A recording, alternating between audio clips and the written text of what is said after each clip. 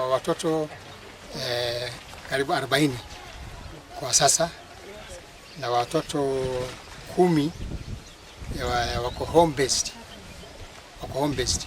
Hapa watoto wanapata huduma za physiotherapy, occupational therapy, na wanapata vocational training, ambayo saa hizi tuko na tailoring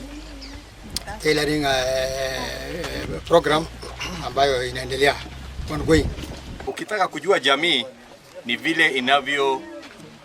vile inashughulikia wasiojiweza, walemavu na wale walio chini katika jamii. Walimu hawatoshi, wanahitaji more support. Kuna vile wamesema wanahitaji movement ya magari ya van, wanahitaji. Naongea na administrator na tuweza kuungana na marafiki wangu tuone kama tunaweza wasaidia na njia moja ama nyingine.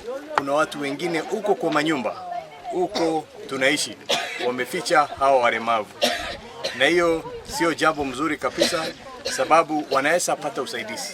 Ulemavu sio mwisho wa maisha, si ndio? Kwa hivyo mtu anaweza jimudu, anaweza kutoka mahali ameanzia. Unaona kama Amendise amejijenga, amekuwa kijana shupavu na kuwa na hiyo condition. Disability is not inability. Ni tuweze kutoa hao watoto wetu nyumbani na kuwaleta wapate usaidizi.